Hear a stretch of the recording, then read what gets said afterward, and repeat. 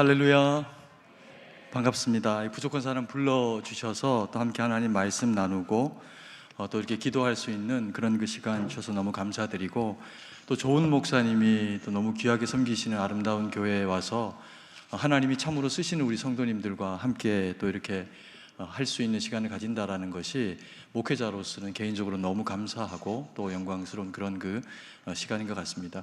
하나 죄송한 거는, 우리 이제 목사님이 나오실 때 박수로 이렇게 인사를 하라고 하시니까 여기 나올 때까지 계속 쳐야 되니까 생각보다 이 거리가 되게 길어가지고 저쯤에서 뛰어야 되나 이렇게 생각을 했습니다. 이렇게 기쁘게 환영해 주시고 또 함께 주님 은혜 나눌 수 있어서 너무 감사한 마음입니다. 우리 임재영 목사님과 이렇게 만나서 교제하는 그런 그 시간들을 가지면서 우리 수원 동부교회가 얼마나 아름다운 교회일까, 이런 이제 생각을 하게 되고, 그리고 또 기회가 되면 한번 가서 이렇게 또 만나는 그런 그 시간들을 좀 가졌으면 좋겠다, 이렇게 이제 생각을 하고 있었는데, 또 마침 이렇게 불러 주셔가지고 또 너무 감사를 드립니다. 또 대신에 이제 그래서 한 3주 있으면은 또 우리 임재영 목사님이 저희 교회 오셔가지고 또 품앗이로 설교해 주시고 또 이게 은혜를 또 이렇게 또 섬겨 주시고 이렇게 또 하셔야 됩니다. 오늘 우리가 읽은 이 본문의 말씀에 보면은 우리가 너무나 잘 아는 또 이렇게 설교나 혹은 또 경우에 따라서는 가정의 성경 문구로 또 이렇게 또 기록이 되어져 있는 야긴과 그리고 이 보아스라고 하는 예루살렘 성전의 그 두 기둥에 대한 이야기를 그렇게 좀 같이 좀 나누려고 합니다. 그리고 또 우리가 또 하나님 앞에서 이렇게 누리고 또 우리 성도님들이 하나님 앞에 또 올려드린 이 성전도, 이 교회도 하나님 앞에 너무나도 아름답게 잘 또 세워지고 또 그 가운데 수고로 행하셨기 때문에 이 본문의 말씀의 그 흐름과 이 교회가 가지고 있는 하나님 앞에서의 그 입장이 유사한 그런 그 면들이 있지 않을까라고 하는 그런 생각을 또한 하게 됩니다. 이 야긴과 보아스라고 하는 예루살렘 성전의 이 두 기둥에 대한 이야기는 우리가 성경을 잘 몰라도 설교를 통해서 들어본 그런 그 경험들이 꽤 적잖이 있는 그런 그 내용이기도 합니다. 그리고 그 두 기둥의 이름이 야긴이 그가 세우셨다라는 의미, 그가 세우신다라는 의미, 그리고 또 보아스가 그에게 능력이 있다라고 하는 그런 그 의미를 통해서 이 두 가지 기둥이 가지고 있는 그 의미만을 새기는 것만으로도 충분히 이 밤에 이것이 우리에게 하나님의 귀한 메시지가 되어줄 수 있는 그런 그 내용을 다루고 있는 것도 사실입니다. 그래서 설교를 사실 여기까지 정도로 하고 그리고 이제 마치면 어떤 의미에서는 또 의미가 있을 수도 있지만, 우리가 또 이 그 중심된 내용들을 한 번 더 같이 바라보면서 이 야긴과 보아스가 가지고 있는 그 영적 의미를 우리가 좀 마음 가운데 새기고 그리고 기도한 시간을 그렇게 가지려고 합니다. 제가 이전에 섬기던 교회에 자매님이 이제 그 출산을 하셔가지고 쌍둥이를 놔서 신방을 간 적이 있습니다. 그래서 그 신방을 가서 아이의 이름을 이제 또 이렇게 기록을 해야 되니까 아이의 이름이 뭡니까? 라고 이렇게 물으니까 야긴과 보아스라고 이렇게 아이 이름을 지어 놓은 겁니다. 사실 이제 저희 집의 아이들 이름도 조금은 특별한 그런 그 의미를 가지고 있습니다. 첫째 아이가 생겼을 때 집사람이 이제 저에게 이렇게 요청을 하는 겁니다. 자기가 결혼하기 전부터 첫째 아이를 놓으면 반드시 이 이름으로 하리라 라고 하면서 이름을 정해놨다는 겁니다. 그래서 그게 뭐냐, 근데 나도 좀 선택할 수 있는 기회가 있었으면 좋겠는데 남자아이일 수도 있고 여자아이일 수도 있는데 어떤 이름을 지었길래 그 두 성에 다 해당하냐라고 물으니까 괜찮을 것 같다는 겁니다. 그러면서 한 이야기가 뭐냐면 아이 이름이 하늘이라는 겁니다.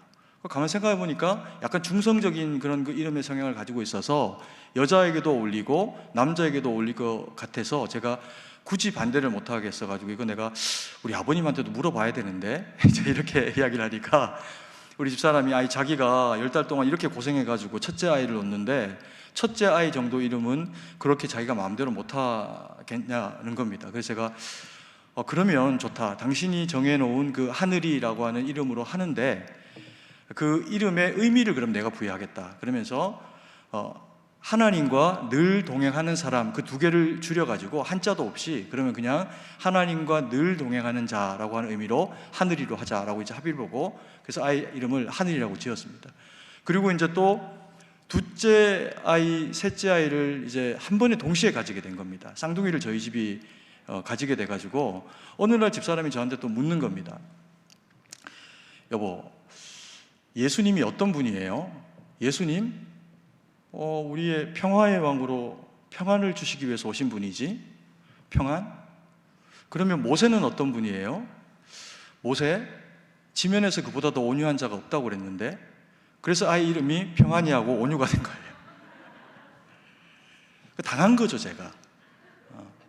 근데 이 아이들의 이름이 이제 이러하다 보니까 세상에 나가서 교회에서는 이게 너무나 사람들이 익숙하게 듣는 이제 그런 그 단어들이지만, 평안 그리고 이제 온유라고 하는 이 이름이 아마 이 아이들이 살아가면서 지금은 뭐 중학생이라서 잘 모를 수 있는데, 조금 더 나이가 들고 또 자기 삶을 책임져야 하는 어떤 나이가 될 때는 이 이름이 주는 거룩한 부담감이 굉장한 압박으로 다가올 수도 있다는 생각을 하게 됩니다.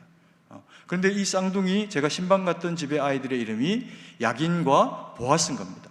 그야말로 이걸 뭐 다른 한국식의 이름으로 바꿔낸 게 아니라 소리 나는 대로, 그리고 한자도 없이 그대로 야긴, 보아스 이렇게 지어 놓아가지고 이 아이들이 장차 자라가면서 겪게 될 이 거룩한 부담감이 어떨 것인가를 생각해 보면, 모르긴 해도 저희 집의 아이들보다도 훨씬 더 많은 부담감을 가지고 살아야 할 거거든요. 그럼에도 불구하고 이 믿음 좋은 엄마 덕분에 이 아이들은 그런 이제 이름을 갖게 됐는데, 그 아이들이 자라면서 자기의 이름이 가지고 있는 그 의미, 하나님이 세우셨다, 그리고 하나님이 능력이 되신다 라고 하는 의미가 만약에 가지는 것이 영적으로 자기들에게 얼마나 유익한 이야기인지를 알게 되면 자기의 이름이 자기의 삶에 그런 그 능력이 된다라고 하는 것을 깨닫게 되는 계기가 될 겁니다. 그래서 아마 엄마가 부담스럽지만 아이들의 이름을 그렇게 짓지 않았나라고 하는 생각을 하게 됩니다. 이 성전의 야긴과 또 보아스라고 하는 이런 두 기둥에 대한 이야기는 오늘 읽은 역대하 말씀에는 간략하게 한 3줄 정도로 이렇게 이야기가 거론이 되지만, 열왕기상 7장 13절부터 해가지고 한 22절까지의 그 내용에 보면은 이것이 어떤 상황 가운데서 이루어지게 됐는지에 대해서 모양도 그렇고 또 만든 사람에 대한 이야기도 나오면서 조금 더 자세한 설명이 그 가운데 있게 된 것을 보게 됩니다. 솔로몬 성전의 이제 기둥을 2개를, 큰 기둥을 구리로 만들기로 이제 계획이 되어지고 나서 두로에 사람을 보내가지고 히람이라고 하는 두로 사람을 데리고 옵니다. 근데 이 두로 사람 히람은 어머니는 납달리의 그런 그 지파의 사람이고, 그리고 또 아버지는 두로의 사람입니다. 그런데 놋을 다루는 그 기술을 아주 능숙하게 잘 배운 사람인 것 같습니다. 그래서 스카웃되어져 와서 이스라엘에서 성전을 만들게 될 때 이걸 만약에 금으로 성전 문 앞에 2개의 큰 기둥을 만들게 되면 금이 가지고 있는 무른 성격 때문에 높이 거의 한 10m에서 그 이상으로 되는 이 높이의 기둥으로 만들어가지고 성전에 2기둥을 세우기는 그 금이 가지고 있는 가치라든지 또 금이 가지고 있는 성격이라든지 이것이 다 쉽지 않았을 겁니다. 그래서 이들이 금은 아니지만 건물의 바깥에서 성전을 바라볼 때 금과 같은 느낌으로서의 그 웅장함과 또 그리고 빛나는 모습을 가질 수 있도록 아마 이 놋이라고 하는 구리를 통해 가지고 이 2 기둥을 성전 바깥에다가 그렇게 만들어 둔 것 같습니다. 그래서 이 2 기둥이 세워질 때 그것들을 또 제사장들이 얼마나 관리를 잘 했겠습니까? 사실 이 금만큼 무른 것은 아니지만 구리도 상당히 이제 무른 그런 그 측면을 가지고 있어 가지고 이것을 건물을 지지해주는 기둥의 의미로 만든다라고 하면 이것은 언젠가 구리가 부식이 되면서 다리가 무너지고 또 건물이 흔들리게 되는 그런 상황을 맞이를 충분히 할 수가 있었을 겁니다. 그런데 아마도 이것은 건물을 지지하는 의미보다는 이 건물의 2 기둥을 세우는 것을 통해서 거기를 드나들고 그것을 먼 발치에서 보게 되는 이스라엘 백성들에게 의미를 전달하는 측면에서의 이 2 기둥이 가지고 있는 그런 그 의미가 훨씬 더 컸을 거라고 그렇게 생각이 되어집니다. 그 한 기둥의 이야기를 우리가 첫 번째로 바라보면 그 기둥의 의미는 그가 세우실 것이다 라고 하는 이야기입니다. 다른 게 아니라 여호와 하나님께서 세우신다는 그런 그 이야기죠. 그래서 이런 여호와 하나님이 이스라엘 백성들을 세우셨다라고 하는 의미를 바라보기 위해 가지고 마음에 새기기 위해서 그와 같은 기둥을 만들었을 텐데, 우리가 이스라엘 성전과 그리고 로마의 어떤 그런 그 신전이나 아테네 신전이나 뭐 이런 것들을 생각해서 비교를 만약에 해본다라고 하면 그 규모나 재료가 가지고 있는 그 위험 있어 보이는 그 모습은 사실은 아무리 구리로 두 기둥을 10m 이상 되는 것을 만들어 놨다고 하더라도 다른 신전이 가지고 있는 모습이 훨씬 더 아름다운 모습을 가지고 있을 가능성이 높습니다. 왜냐하면 이방 신들, 실체가 없는 그 신들은 실제로 존재하는 대상들이 아닌 인간이 의미를 부여하거나 아니면 악한 영들이 그와 같이 인간을 조정하기 위해 가지고 만들어 놓은 구조물이기 때문에 실체가 없는 그런 그 대상이 자신의 위엄을 나타내려고 하면 껍데기가 화려하고 그리고 높고 크게 만들어야 사람들이 그 가운데 들어갔을 때 이 신전의 신은 정말 대단한 대상이겠구나 라고 하는 착각을 불러일으키게 되겠죠. 그래서 이방 신전들은 대부분이 높고 화려하고 그리고 그 재료들이 놀라운 것들로 그렇게 만들어져 있는 경우들이 있습니다. 그런데 여호와 하나님의 성전은 사실은 그만큼의 어떤 큰 규모의 성전도 아니거니와 그것들을 바라볼 때 제일 눈에 띄는 기둥이 이 야긴이라고 하는 보아스라고 하는 기둥 외에는 사실은 그렇게 막 화려하게 다른 신전들처럼 보이는 그와 같은 건물은 아닐 수 있는 거죠. 그래서 우리가 모형으로 만들어둔 이스라엘 백성들의 그 성전을 바라보면 정말 단아한 모습으로 지어져 있는 성전의 모습을 보게 되는 경우들이 있습니다. 왜 그럼 하나님은 그렇게 하셨을까요? 하나님은 사실은 다윗이 이런 성전을 하나님 앞에 지어 올리겠습니다 라고 그렇게 이야기를 하게 될 때 나단은 확신했습니다. 이제껏 다윗을 바라보는 하나님의 그 시각이 언제나 어긋남이 없으셨고 또 그리고 다윗이 하나님의 마음에 합한 자로 그와 같이 살아왔기 때문에 다윗의 마음 가운데 일어난 어떤 일은 하나님의 계획이다 이렇게 생각하고 묻지 않습니다. 그리고 그렇게 합시다 라고 하는데 하나님이 나단을 통해서 다윗에게 이것이 그에게 허락된 일이 아니다 라고 이야기를 하십니다. 그리고는 그의 한 대를 거쳐서 솔로몬 때에 가서야 이 일이 이루어질 수 있도록 하나님께서 허락하시는 것을 볼 수 있습니다. 그러면서 여호와 하나님은 지구를 우주를 발등상으로 하고 계셔도 그 존재를 다 담아낼 수가 없이 큰 분이시기 때문에 건물이 가지고 있는 웅장함이 여호와 하나님을 대변하지 못하는 것을 이스라엘 백성들에게 일깨우십니다. 그리고는 이 다윗으로 마음으로 모든 것들을 다 준비하게 하고 그리고 물질을 또 모으게 하고 솔로몬 때에 가가지고 이와 같은 일들을 하게 하시는 거죠. 그러면서 이 기둥은 사실은 건물에 다른 어떤 하중을 받아내는 역할보다도 이스라엘 백성들이 하나님 앞에 나오고 그들의 죄를 씻기 위해서 제물을 끌고 그리고 여호와 하나님의 성전 가까이로 나올 때 높이 한 1.5m 정도의 담을 넘어가지고 충분히 보일 수 있는 그런 그 성전의 두 기둥의 식양이 가지고 있는 이름의 의미를 볼 때 하나님이 나를 세우셨구나 라고 하는 것을 깨닫게 만들어주는 역할을 하고 있다는 겁니다. 그래서 자기가 누구라는 겁니까? 죄인인데 양을 끌고 그리고 하나님 앞에 나올 때 이것이 없으면, 이 양이 없으면 내가 하나님 앞에 설 수 없는 유약한 대상이지만 하나님은 나를 포기하고 버리지 아니하셨기에 그 양을 통해서 드려지는 제사로 내 모든 죄를 다 말갛게 씻기시는구나 라고 생각하고 하나님 앞에 세워지는 그런 거룩한 백성으로 설 수 있는 기회를 가지는 것이 이스라엘 백성들이 가지고 있었던 영적인 특권이었던 겁니다.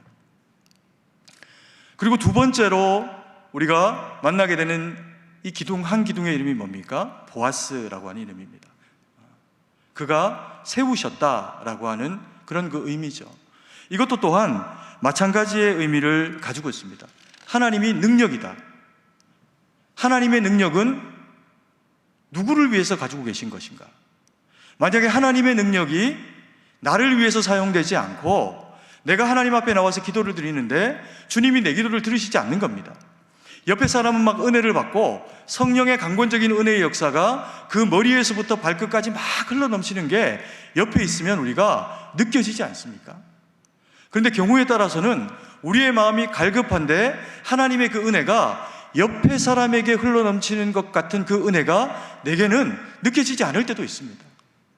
그때 우리는 어떤 마음이 드나요? 때로는 섭섭하거나 하나님이 나를 사랑하시지 않나? 라고 하는 생각이 들기도 하는 거죠. 그런데 하나님의 능력이 예배 가운데서 그리고 또 나의 연약한 상황 가운데서 부르짖는데 성령 하나님의 만지심이 우리 가운데 경험되는 겁니다. 그러면 내 직업이 무엇이든 바깥에서 그래서 내가 어떤 상황 가운데 놓여 있든 주님의 사랑을 깊이 경험해 본 사람은 압니다. 당장 지금 현재 나의 이 고민과 상황은 어려움일 수 있지만 여호와 하나님이 나를 의로운 오른손으로 붙잡고 계시면 그의 그 붙잡고 계시는 능력이 내게 능력이 돼서 나는 반드시 이 고난을 이겨내게 될 것이다. 그래서 우리가 믿음으로 마음 가운데 확신하면 상황 가운데 곤란함이 있지만 그 말씀 붙잡고 살아내면 하나님이 그 모든 어려움들과 상황들을 이겨내게 하시면서 내가 너에게 능력이다. 그렇게 우리로 확신하게 하십니다. 왜 그럴까요? 하나님은 자기를 찾는 자들에게 상 주시는 분이랍니다. 왜 상을 주실까를 생각을 해보면 우리는 눈으로 보이는 것만이 있고 눈으로 보이지 않는 것은 기본적으로 없는 것이다 라고 하는 생각을 가지고 있습니다. 그런데 눈으로 주님이 보이시질 않는 거죠. 성령 하나님이 강권적으로 역사를 하시지만 눈으로 보이지는 않는 겁니다. 경우에 따라서는 시뻘건 불로 십자가의 불로 예배 가운데 다가와지고 내 눈 안으로 심장 안으로 들어오는 경우들이 있기는 하지만 일반적이지 않습니다. 그럼에도 불구하고 눈에 보이지 않는 성령 하나님을 신뢰하고 기도하고 우리를 지키시는 주님, 만세전부터 나를 택하셨다고 말씀하시는 성부 하나님을 확신하고 우리가 믿음으로 붙잡으면 주님이 그런 우리가 너무 기특하신 겁니다. 그래서 성경은 우리에게 뭐라고 이야기하냐면 나를 찾는 자에게 내가 상 주는 하나님으로 다가가마. 그렇게 하나님의 말씀이 우리를 격려하고 세우면서 믿음으로 서기를 요청하는 겁니다. 그래서 우리가 예루살렘 성전을 바라보고 거기 있는 야긴과 보아스라고 하는 두 기둥을 대할 수는 없지만 하나님이 우리 안에 거하시고 우리가 주님의 성전 되는 것을 인하여서 우리가 주님 앞에 기도하면 주님이 우리를 세우시고 또 능력으로 우리 가운데 함께 하시면서 우리가 처하고 있는 그 모든 연약한 상황 가운데서 우리 앞에서 하나님 되시기 위해서 부르짖으면 일해 주신다는 거죠. 그리고 오늘 이 본문의 말씀 야긴과 보아스의 이야기 가운데서 우리가 세 번째로 좀 마음에 새겨야 될 그런 그 부분이 있습니다. 뭐냐 하면 보아스는 보아스고 야긴은 야긴입니다. 이 뭔 뚱딴지 같은 얘기를 하나 이렇게 이제 생각을 하실 수도 있습니다.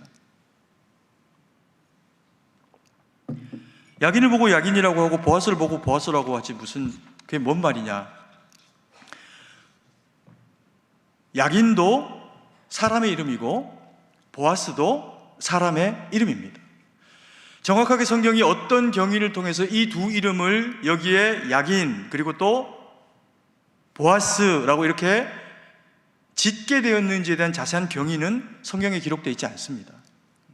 그런데 이것은 분명히 이스라엘 사회 가운데서 누군가에게 불려지는 통용되어지는 이름인 거죠. 저희 식으로 하면 철수, 영희 이렇게 될 수 있고 영광이, 찬송이 이렇게 될 수 있는 이름인 겁니다. 누군가가 쓰고 있는 이름이라는 겁니다. 야긴이라고 하는 그가 세우실 것이다 라고 하는 의미의 이 이름은 다윗 시절에 24반차를 쫓아서 세워진 제사장들 가운데서 21번째 반차를 쫓아서 세워진 제사장이 야긴이라고 하는 사람입니다. 근데 이 사람의 이름을 가지고 이 야긴이라고 하는 기둥의 이름을 세웠나? 그건 우리가 확신할 수 없습니다.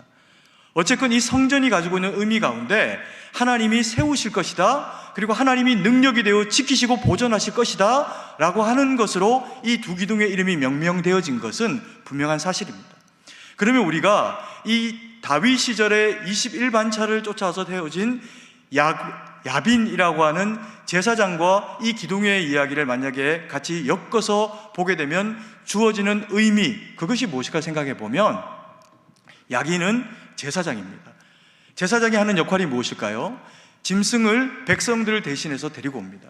경우에 따라서는 백성 전체를 위해서는 소를 잡기도 하고, 그리고 개인을 위해서는 양을 잡기도 하고, 그리고 나와서 그 사람이 머리에 안수를 하면 그리고는 그 짐승을 잡습니다. 각을 뜨고 똥을 제하고 내장과 기름을 제하고, 또 그리고 하나님 앞에 올려드릴 것을 구분하고, 그렇게 하면서 하나님 앞에 제사를 올려드리는 작업을 한 대상이 누구냐 하면 이 제사장이라고 하는 대상이죠. 그런데 이 제사장이 하나님 앞에 나온 백성이 어떠한 대상이건, 그가 얼마나 부유하건, 그가 나이가 어떻건, 가지고 있는 상황과 형편이 어떻건 간에 그 사람을 위해서 짐승을 잡고 제사를 드려주지 않으면 그 이스라엘 백성은 하나님 앞에 설 수가 없다는 겁니다.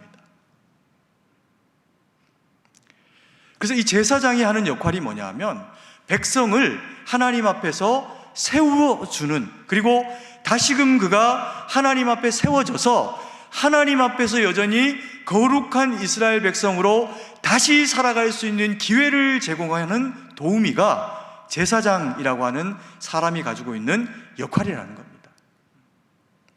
왜 이런 의미를 여기다가 부여를 할까요? 우리 주님이 그런 분입니다. 우리 주님이 이 땅 가운데 오셨을 때 영원한 대제사장으로 우리 가운데 오십니다. 그리고 우리에게 그 영원한 대제사장이 되어주시기 위해서 더 이상 짐승의 배를 가르고 각을 뜨고 그것을 올려드림으로 내가 너의 죄를 사했다고 할게 라고 하는 식의 매년 반복되어야 하는 예배가 아닌 단번에 드려지는 영원한 제물로 자기를 십자가에 벌려놓고 제물로, 제사장으로 동시에 자기를 드리셨습니다. 그래서 하나님 앞에 우리가 짐승의 각을 잡아 벌려놓지 않고도 감히 주님 앞에 서서 주여, 주님, 아버지, 그렇게 기도할 수 있는 자격을 얻게 된 거죠. 그래서 성전의 한쪽 기둥의 이름이 야긴이라고 하는 이름이 사실은 21반차의 그 제사장의 이름을 딴 건지 아닌지 저는 모릅니다. 그러나 그 성전의 한쪽 기둥 야빈이 가지고 있는 정확한 100%의 의미는 그가 세우실 것이다. 그가 누구를 세운다는 이야기입니까? 그가 우리를 세우신다는 이야기입니다. 그가 누구이실까요? 여호와 하나님이시면서 그의 외아들이시면서 우리의 구주가 되어주신 예수 그리스도신 겁니다. 그래서 우리가 이 밤에 하나님 앞에 부르짖을 자격을 얻었고, 그래서 우리가 하나님 앞에 부르짖어 구하면 주님은 세우시기로 작정하셨으니 응답하실 수밖에 없다는 겁니다. 그리고 성전의 또 한 기둥의 이름도 사람의 이름입니다. 누구의 이름일까요? 보아스의 이름입니다. 보아스가 누구입니까? 다윗의 증조 할아버지입니다. 엘리멜렉이라고 하는 사람이 베델에서 모압으로 이주를 해가서 자식들, 아들 둘 데리고 잘 살아보기로 결정하고 이주를 했는데, 거기에서 아버지 엘리멜렉도 죽고 말론과 기련이라고 하는 이 두 아들도 죽습니다. 하나님이 그들을 치셨는지 뭐 어쨌는지 풍토가 안 맞은 건지 이들이 일찍 죽습니다. 그리고 남은 세 여인이 울며 서로를 위로하면서 며느리더러 나오미가 떠나가라 이야기합니다. 네 백성에게로 돌아가라. 근데 한 여인 오르바는 떠나가고 룻은 따르기로 결정합니다. 죽음 이외에는 어머니와 저를 갈라놓는 일이 없고 자기가 여호와 하나님을 떠날 일이 없을 거라는 겁니다. 이방 여인으로서 놀라운 믿음의 고백을 하는 겁니다. 그리고는 떡집 베들레헴에 그 가뭄을 피해 가지고 살기 위해서 들어옵니다. 그리고 하나님의 인도하심, 우연히 한 밭에 이르렀는데 거기에서 보아스라고 하는 사람을 만납니다. 그리고 어머니에게 이런 사람을 만났다라고 하니까 그가 너의 친족으로 너의 기업을 물을 자격이 있는 사람이니까 다른 밭에 가지 말고 안 쫓아내면 그 밭에서 일해라. 그가 너에게 할 일을 알게 할 거다. 그러면서 충성스럽게 어머니를 위해서 섬기기 위해, 살아남기 위해 그 밭에서 일을 하다가 이어진 그 인연이 보아스와 룻의 인연입니다. 그리고 그 아들 오벳에게, 그리고 이새에게 그 다음에 태어난 것이 다윗이 태어납니다. 그가 이 오벳이라고 하는 아들을 안았을 때 사람들이 겁니다. 나오미에게서 10아들보다도 더한 아들이 났다. 진짜 그와 같은 인물이 대를 거듭해서 다윗이라고 하는 사람이 태어나니까 이스라엘의 왕으로 세워지게 되는 계기를 가지게 됩니다. 이게 무슨 의미일까요? 그에게 능력이 있다. 우리에게도 힘이 있습니다. 오른팔로 왼팔로 올릴 수 있는 무게가 다를지언정 우리에게도 힘이 있습니다. 그래서 힘이 있는 사람은, 자격이 있는 사람은 내가 좀 더 힘이 세다라고 생각하고, 그리고 저보다 내가 더 유력하다 이렇게 생각하기도 합니다. 그런데 우리가 가지고 있는 팔다리의 힘은 내가 들어올 수 있는 정확한 무게 15파운드, 20파운드, 이것도 굉장히 무거운 무게를 못 들 것 같은데, 만약에 그와 같은 무게 정도의 한계를 경험하고 나면 단 1g도 들어올리지 못하는 것이 우리의 팔과 다리가 가지고 있는 힘의 한계입니다.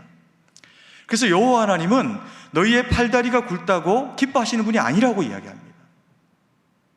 그러면 하나님이 기뻐하시는 일은 뭘까요? 왜 하나님은 능력을 가지고 계실까요? 주님이 전지전능하셔야 되는 이유가 뭘까요?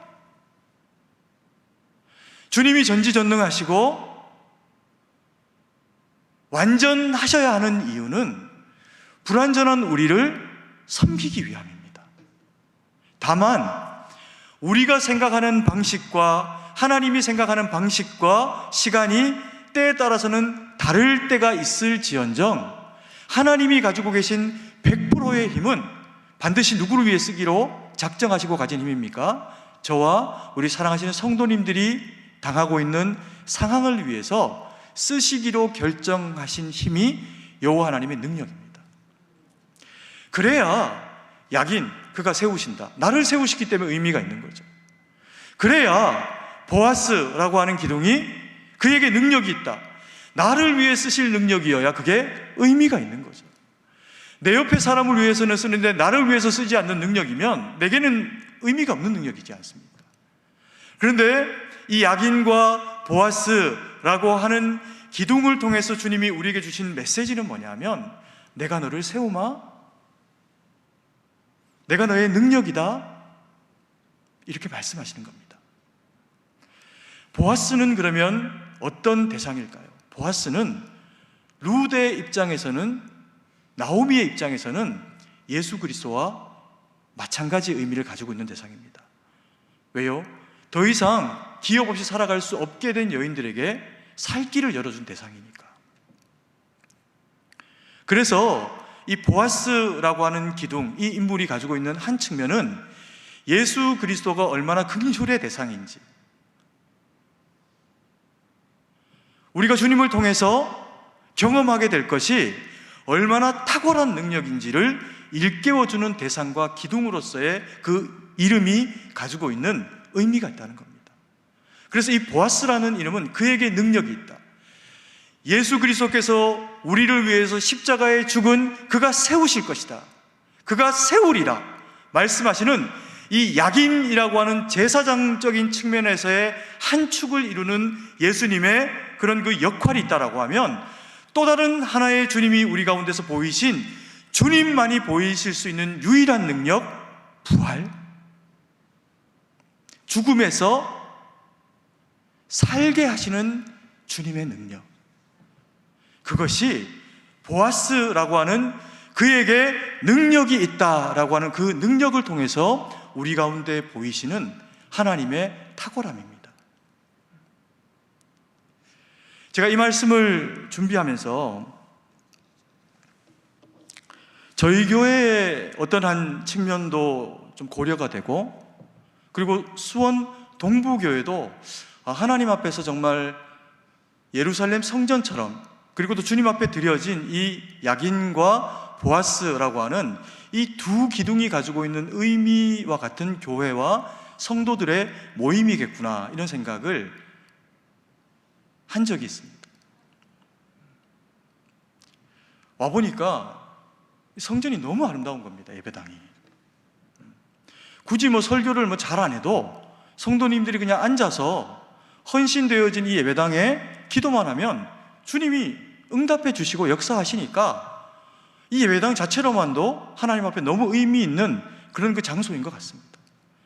근데 이 장소가 이렇게 의미가 있기 위해서는 이 장소를 주님 앞에 올려드린 대상이 주님 앞에 의미가 있기 때문에 이 장소가, 이 건물이 주님 앞에 아름다운 건물이겠죠.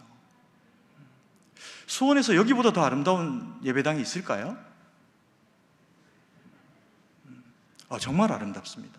층층이 또 안 봐도 되는데 다 구경을 시켜줘가지고.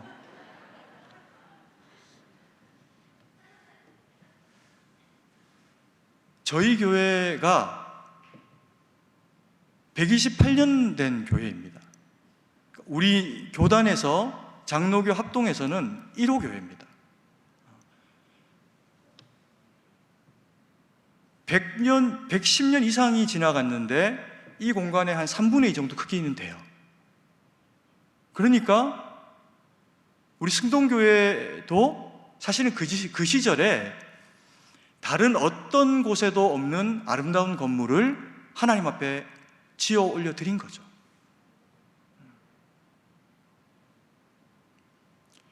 그리고 저희 교회가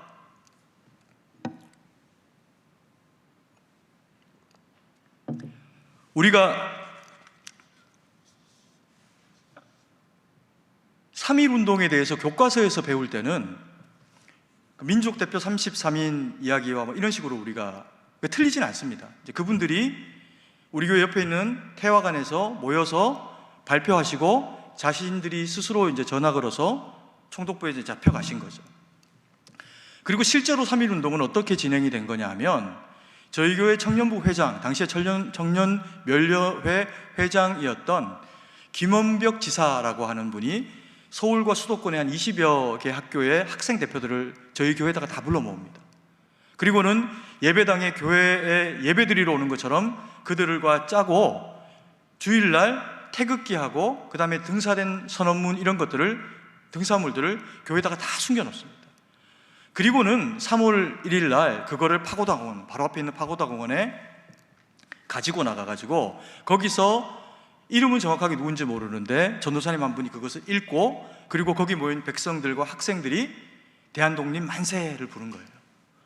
그게 또 그 자리에 있었던 유관순이 아우네 장터에 가서 또 만세를 부르면서 전국적인 이제 이 만세 운동이 된 겁니다. 그러니까 따지고 보면 기독 학생 운동이라고 해도 별로 그렇게 틀리지 않은 내용의 이야기입니다. 하나님이 이 땅에 복음을 주셨고 복음을 받은 사람들이 깨어납니다. 그 깨어난 사람들 중에는 백정들이 있습니다. 백정들 중에서 아들을 통해서 복음을 받아들인 한 백정이 예수님을 인격적으로 만나고, 그리고는 교회의 장로가 됩니다. 그래서 대한민국 1호 장로님은 백정이세요. 그게 저희 교회 장로님입니다. 박성춘 장로님이라. 그 아들은 우리나라 최초의 양의사입니다.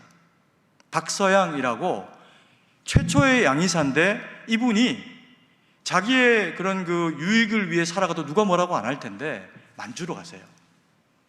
그리고는 거기에서 독립군을 돕고 총 맞아온 사람 고치고, 그리고 돈 벌어서 독립운동을 지원하고 하는 독립운동을 합니다. 이런 이제 분들이 첩첩이 쌓여 계신 게 이제 우리 교회 역사가 가지고 있는 성도님들의 성향입니다. 그러다 보니까 교회 안에 이 굉장한 자긍심이 있습니다. 우리는 대한예수교 장로교회 승동 측이라고 하는 그 승동교회다라고 하는 것에 대한 성도님들이 자부심이 있습니다. 근데 제가 자랑하고 싶은 건 이런 게 아닙니다.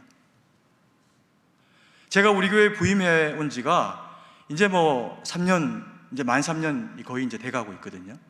근데 젊은 목사가 와서 저희 교회에 이런 유구한 역사를 가지고 있는 대한민국의 뭐 믿음의 뭐 장로교회에서 뿌리라고 해도 과언이 아닌 교회를 와서, 저는 뭐 모태신앙도 아니고 5대가 있고 4대가 있고 한 그런 성도님들의 그 모임 가운데 하나님이 저의 입술을 통해서 증거되어지기를 원하시는 그 메시지의 핵심이 뭐냐 하면, 이상하게도 무슨 본문을 봐도 겸손의 왕으로 오신 주님이 보이는 겁니다.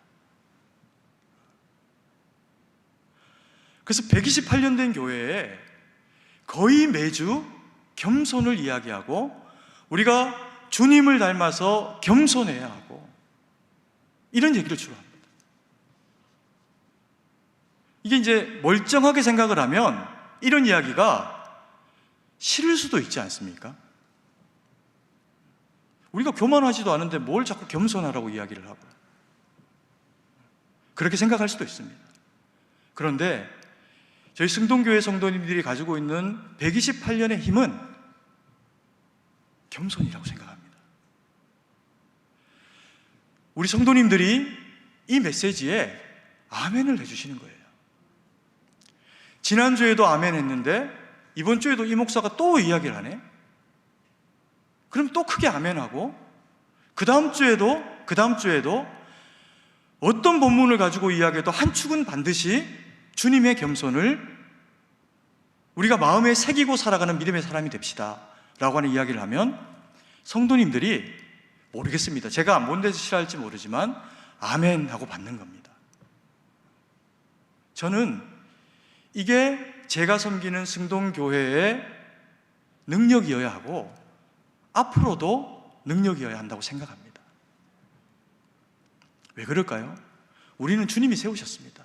우리는 누구 한 사람 예외 없이 다 하나님 앞에 약인되어진 사람입니다. 하나님이 세우셨으니 우리는 일합니다.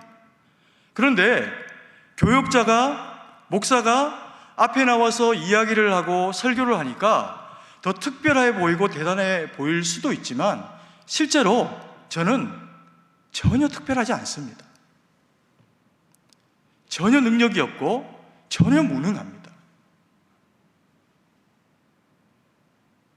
그럼에도 불구하고 제가 목사로 지내오면서 여기까지의 시간을 보내보니까 한 가지 확신되어지는 것이 있는데, 주님은 무능한 자를 들어서 쓰신다는 겁니다.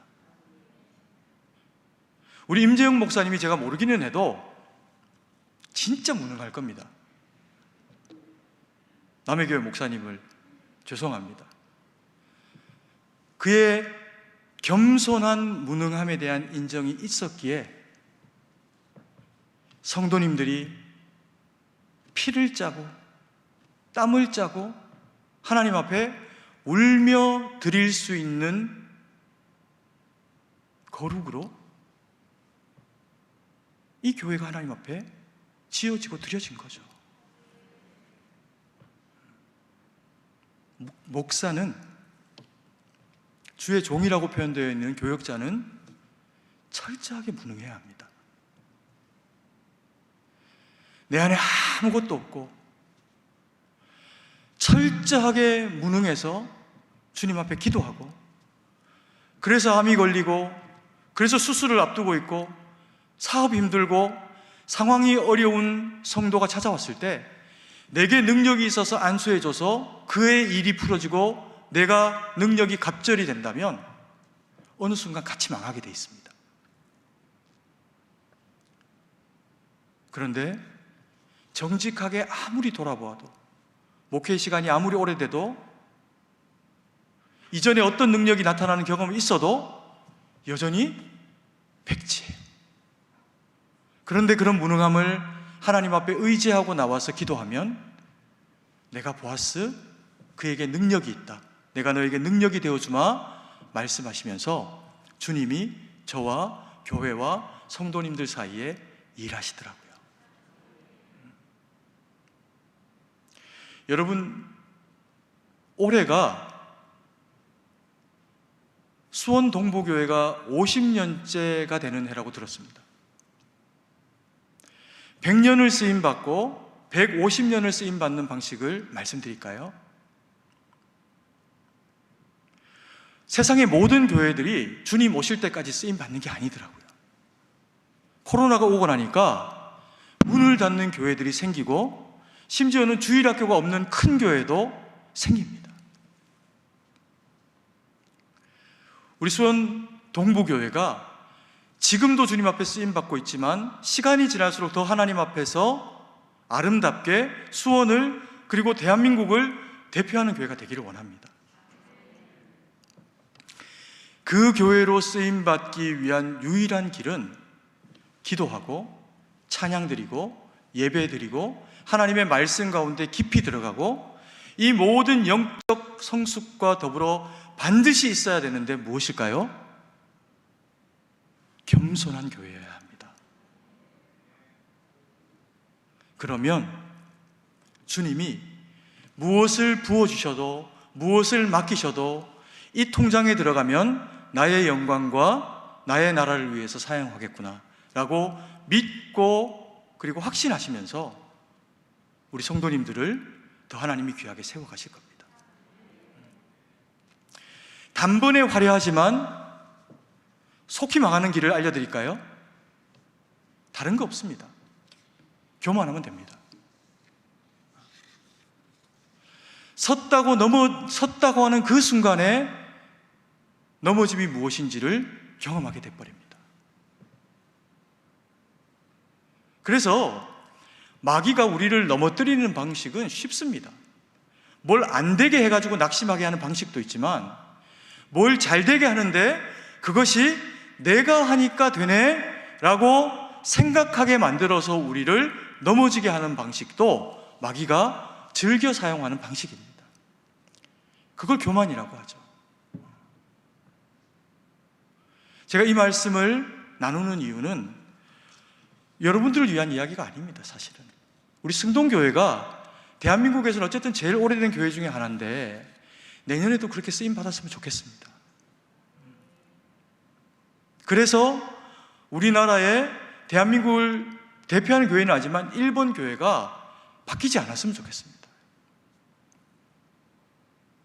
그리고 제가 오늘 너무나도 귀한 교회 수원 동부교회에 와보니까 이 교회가 이렇게 아름답게 주님 앞에 헌신되어진 성도님들의 그 피와 땀을 통해서 이 성전이 이렇게 세워지고, 여기에 이 헌신을 하지 않은 사람들이 와서 누리게 되는 공간으로 이 공간들을 여러분들이 섬겨내셨습니다. 그런데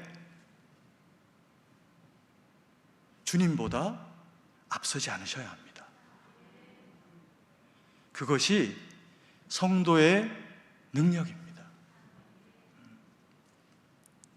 여러분과 신앙생활을 하면서 만나게 되는 목사님 혹은 성도님들, 하나님이 잘되게 하시고 복 주신 대상들이 생각보다 굉장히 많습니다. 아마 우리 수원 동부교회에도 정말 많은 분들이 하나님이 복 주셔서 옛날에는 미약했는데 잘 되어진 분들이 많으실 겁니다. 그리고 지금 미약한데 나중에는 심히 창대하게 될 분도 이 가운데, 청년들 가운데, 어린 친구들 가운데 분명히 있을 겁니다. 있기를 원합니다. 그런데 쓰임받았던 분이 지속적으로 쓰임받기를 원하고, 지금은 미약하지만 하나님 앞에서 더 귀한 대상으로 쓰임받기를 원하는데, 이 두 대상이 다 하나님 앞에 지속적으로 쓰임받아야 하나님의 통장에서 마이너스가 되지 않습니다. 제일 슬픈 일은 쓰임받고 버림받는 일입니다. 그런 이야기가 없을 것 같지만 성경에 굉장히 많은 등장하는 사람들 가운데 쓰임받고 버림받는 사람들이 나타나죠. 대표적으로 누가 그럴까요? 사울 같은 사람이 그렇습니다. 그래서 다윗이 세워지는 계기가 되긴 하지만 하나님의 역사 가운데는 슬픈 이야기죠. 제가 오늘 이 말씀을 가지고 우리 수원 동부교회에 와서 이 말씀을 나누고 함께 기도하는 시간을 가지기를 원한 것은, 이스라엘이 하나님 앞에 승할 때, 될 때 세워졌던 건물이 솔로몬 성전입니다. 이후에 이게 무너지지만 이후에 지어지는 스룹바벨의 성전도, 헤롯의 성전도 이보다 아름답지를 못하고, 또 야긴과 보아스라고 하는 이 두 기둥은 세워지지 못합니다. 그냥 흔적처럼 그냥 무늬 모양으로 기둥이 있을 뿐, 이렇게 거대한 노수로 하나 아름의 그런 기둥들을 그 이후에는 이스라엘 역사 가운데 만들지 못합니다. 그런데요, 이스라엘 백성들의 이 아름다운 성전이 이스라엘의 전설에는 바벨론에게 의해서 무너지는 날 이 기둥이 얼마만큼이 잘려서 가서 끌려갔는지는 모르지만 바벨론으로 이거되어서 갔다는 겁니다. 슬픈 일이죠. 하나님 앞에서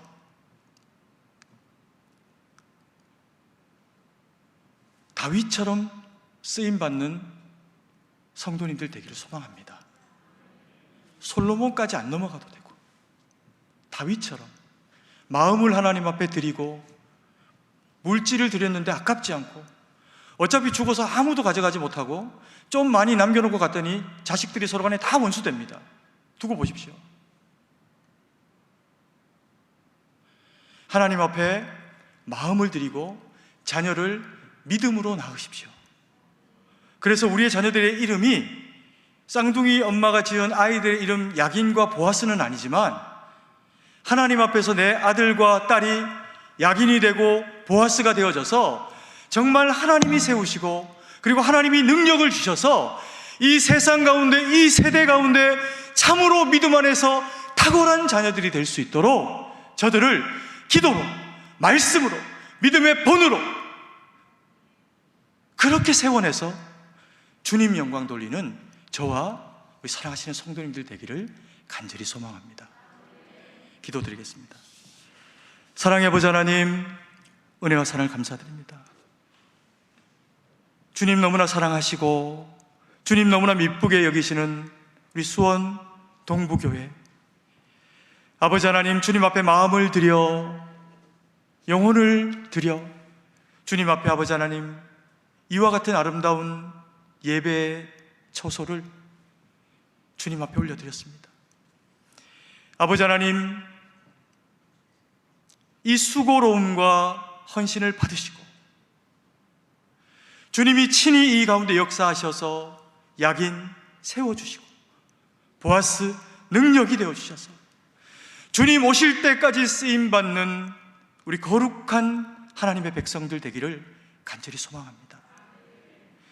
아버지 하나님, 그래서 부르짖어 구할 때마다 응답하시고 말씀 주셔서 아멘으로 그 심중에 받을 때마다 역사하시는 하나님의 능력이 되어져서 말씀이 육신이 되어 오신 주님과 함께 승리하는 믿음의 삶을 살아갈 수 있도록 주여 은혜를 내려 주시옵소서. 이 시간 이후에 기도와 찬양도 주님 합당히 받으시고 영광 받으실 것을 믿고 의지하고 살아계신 주 예수님 이름으로 기도드립니다. 아멘.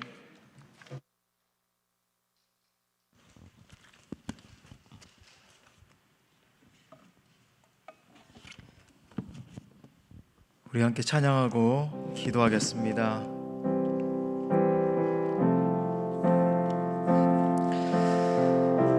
우리의 약함을 인정하고 주님, 우리가 주님만을 소망하기를 원합니다. 우리 고백합시다. 주 품에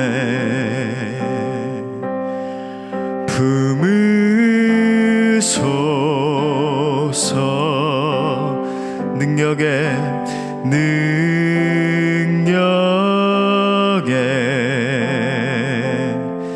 발로 덮으소서.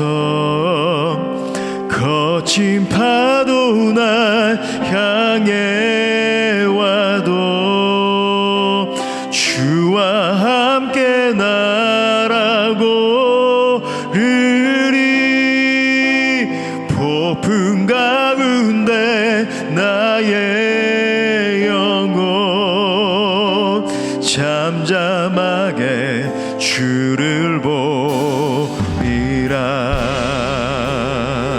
주님 안에 나 거하겠습니다. 주님 안에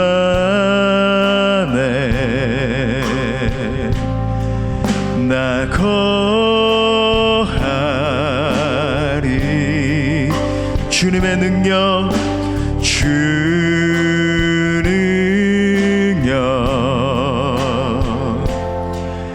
나 잠잠히 아멘. 거친 파도 날 향해 와도